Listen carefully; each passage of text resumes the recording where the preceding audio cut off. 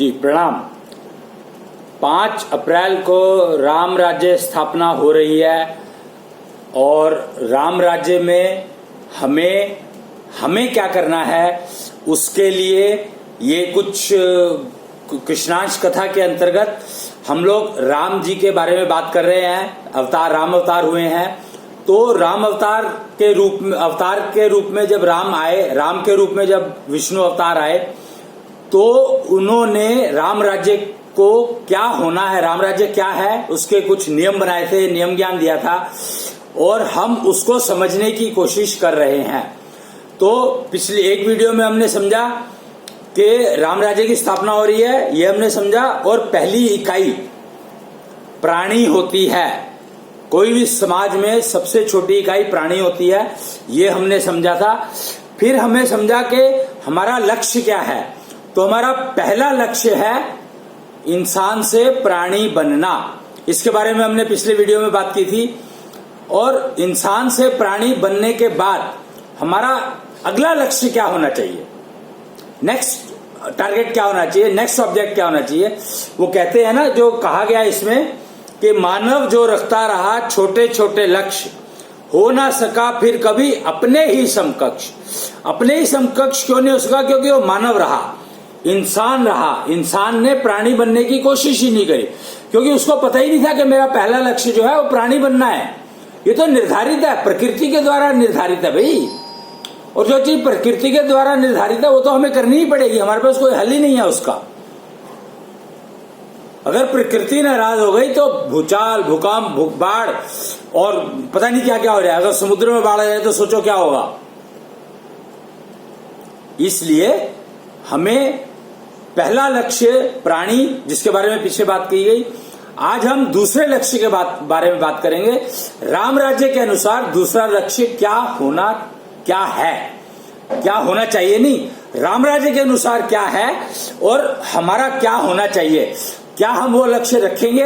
अगर रखेंगे तो हम राम राज्य के वासी बन सकते हैं, नहीं तो हम नहीं बन सकते। राम राज्य में जाने की जो कंडीशंस हैं, जो वीजा लेने की जो कंडीशंस हैं, वो बिल्कुल क्लियर कट है। प्राणी बनना है पहला लक्ष्य, प्राणी बन जाते हो तो फिर दूसरा लक्ष्य प्राप्त करना है परिवार बनाने का। परिवार कैसे बनेगा? पहले प्राणी बन गए, जब प्राणी बन गए तो आपको परिवार के लिए प्राणी ही देखना है। अब स्पाउस के रूप में आपको प्राणी ही मिलना चाहिए।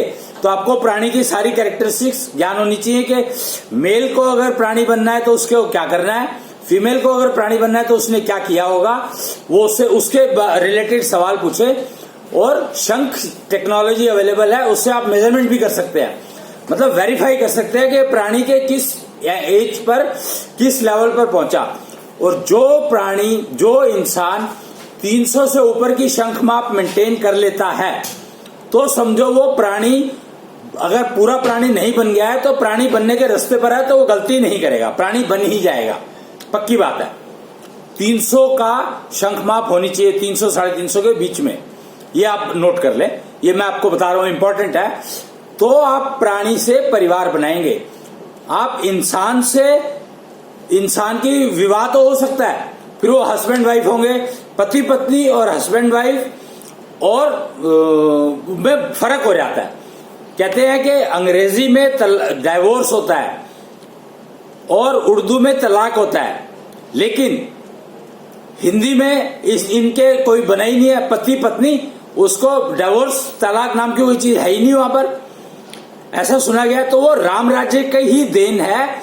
राम राज्य ने कहा अगर विवाह इस तरह करोगे, देखो राम के पिता दशरथ थे और उन्होंने 3 विवाह किए थे। एक्चुअली 3 विवाह उन्होंने किए नहीं थे, विवाह तो एक ही किया था, पर बाकी 2 उनको पिताओं ने दे दी थी। उनको लगा कि दशरथ ही इन कन्याओं को संभाल सकते हैं, तो उनको पूरी पृथ्वी पर और कोई मिला नहीं, तो उन्होंने दशरथ को वो दे दी थी। दशरथ यानी 10 रथ 10 दिशाओं में चलाते थे एक साथ।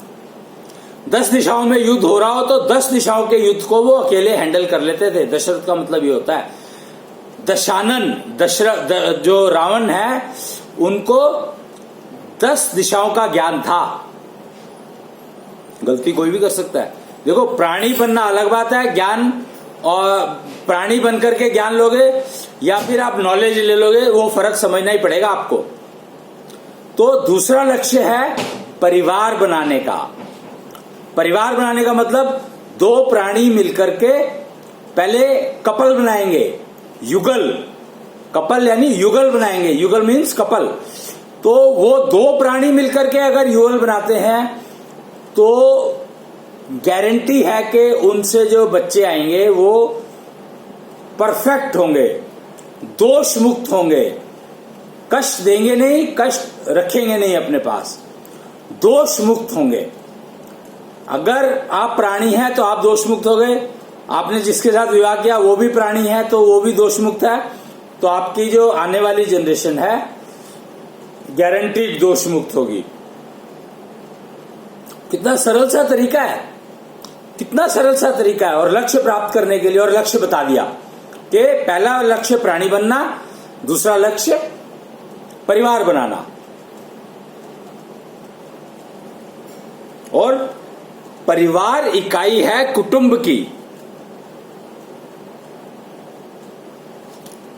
प्राणी इकाई है परिवार की और परिवार इकाई है कुटुंब की। यहां पर मैं आपको एक बहुत इंपॉर्टेंट बात बताना चाहूंगा कि परिवार जो है, घर जो है, वो पुरुष बनाता है, स्त्री नहीं बनाती है। ये गलत फैला दिया गया है बाजार में कि स्त्री घर बनाती है, ना, स्त्री घर चलाती है, पुरुष घर बनाता है। मकान को घर में कन्वर्ट करता है पुरुष। मकान कोई भी बनाए पर मकान को घर में अपग्रेड करता है पुरुष, क्योंकि विवाह के लिए पुरुष ही अपने घर से पहले निकलता है, नारी पहले नहीं निकलती है। वो कहते हैं कि जो लड़की है उसने अपना घर छोड़ दिया। ये बहुत ही गलत मिथ्या फैलाई गई है दुनिया के अंदर। पहले लड़का अपना घर छोड़ता है,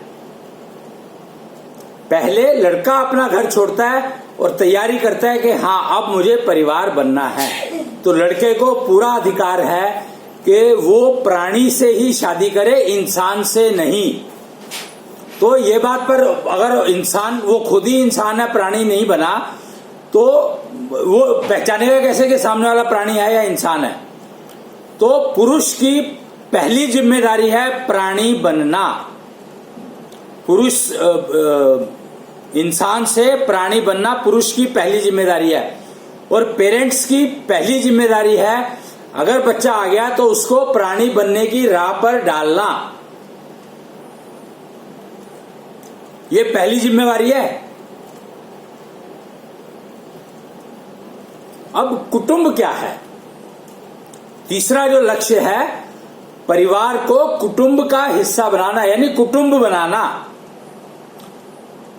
इसमें कहा गया ना कि प्राणी इकाई है परिवार की और परिवार इकाई है कुटुंब की। तो कुटुंब क्या है? कुटुंब का जो बेस है, नींव है, वो है युगल। यानी पुरुष घर से निकला, फिर उसने विवाह किया, पत्नी के रूप में अपनाया। क्योंकि अब यहां पर ये समझने वाली बात है कि पुरुष पत्नी को अपनाता है और पत्नी जब पुरुष को अपना लेती है तो वो युगल बनता है।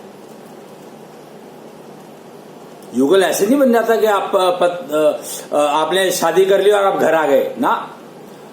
शादी करने का मतलब अपनाना होता है। योग में वो प्राणी ही अपना सकता है। तो पहले पुरुष स्त्री को अपनाता है, फिर स्त्री पुरुष को अपनाती है, तब युगल बनता है। नहीं तो वो युगल नहीं बनता, जोड़ा ही रह जाता है। जोड़ा और युगल में फर्क समझना जरूरी है आपको। इंसान जोड़ा बनाता है और प्राणी युगल बनाता है, और युगल परिवार बनाता है।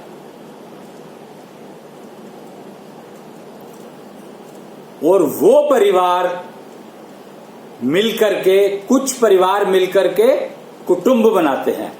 अब ये कुछ परिवार कौन से? तो बहुत सिंपल है इसको समझना। मेरा परिवार, मैं अपने कुटुंब की बात कर रहा हूं तो मेरा परिवार, मेरा परिवार और मेरे बच्चे जो हैं उनके चाचा ताऊ, एक कुटुंब, वो एक परिवार गिनाया जाता है, चाचा ताऊ एक परिवार गिनाया जाता है।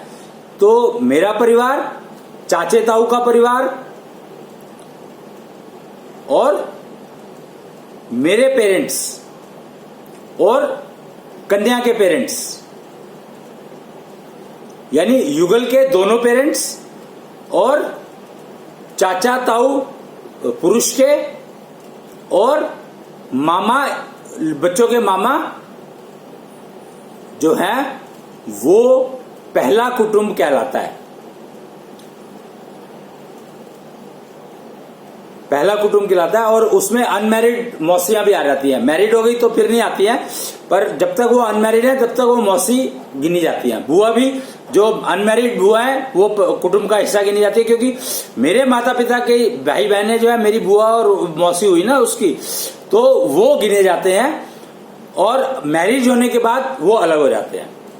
पर पहला कुटुंब में मेरे जो भाई बहन है वो पहले कुटुंब के हिस्से बनते हैं, मतलब मेरे बच्चों के चाचा और ताऊ वो पहले कुटुंब के हिस्से हैं।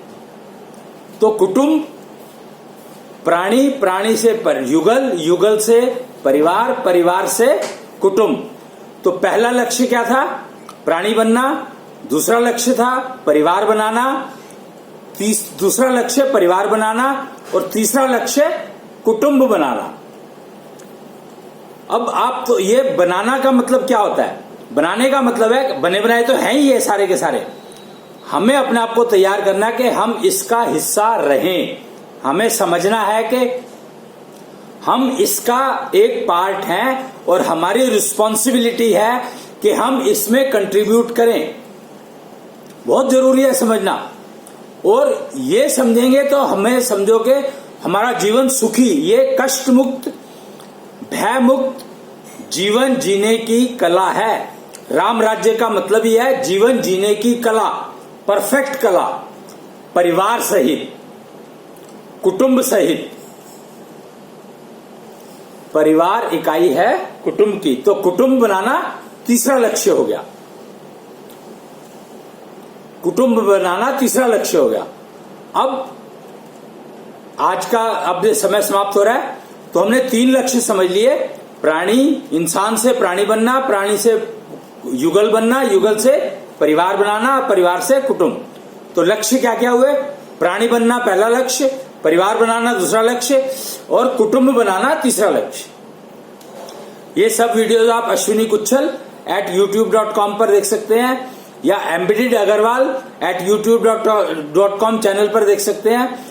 4D इन्फ्यूजर इंस्टीट्यूट से पता कर सकते हैं, सीख सकते हैं। निश्चल टेम्पल्स बने हुए हैं, वहां से आप समझ सकते हैं, चर्चा कर सकते हैं, डिस्कशन कर सकते हैं।